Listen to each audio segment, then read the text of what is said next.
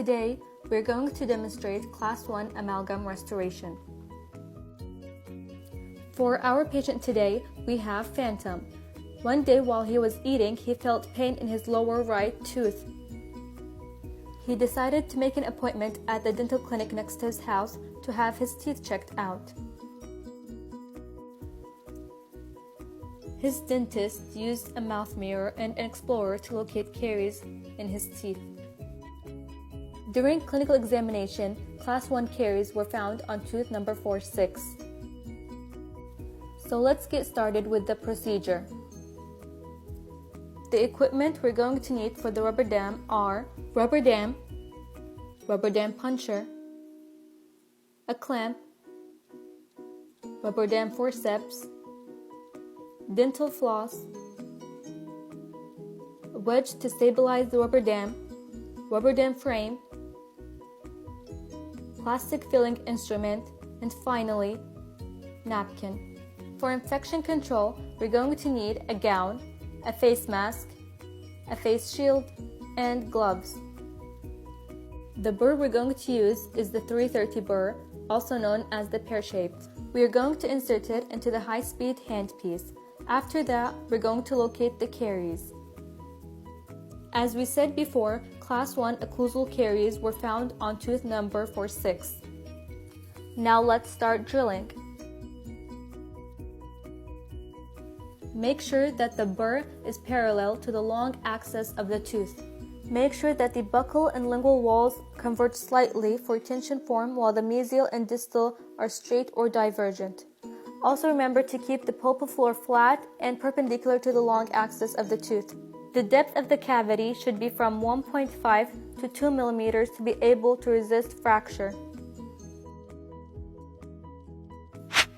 As for the width of the cavity, the smallest condenser should be able to fit in without getting stuck. If it does get stuck, you're going to have to widen the cavity.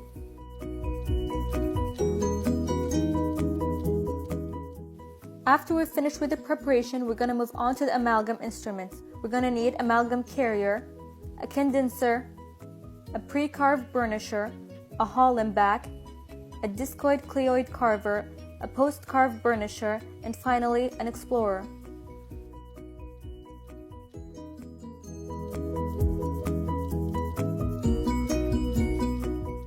Of course, we're going to need amalgam in a machine that mixes amalgam called an amalgamator. We're going to put the amalgam capsules into the amalgamator for 6 seconds, or according to manufacturer instructions.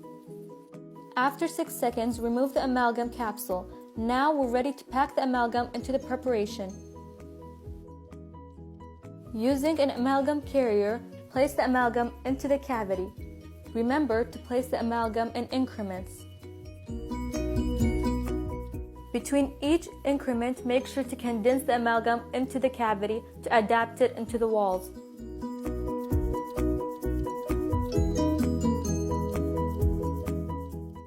Next is pre-carved burnishing. Using a burnisher, spread the amalgam from the center of the tooth outward. It will help remove excess mercury and also adapt amalgam at the margins. After burnishing has been done, the next step is carving. Using a Hall and back carver, carve the amalgam.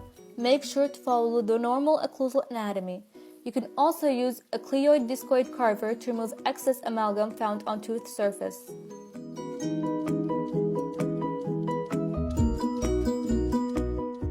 After that is post-carved burnishing. Using an anatomical burnisher, follow the normal occlusal anatomy. This will help us give us a smooth surface.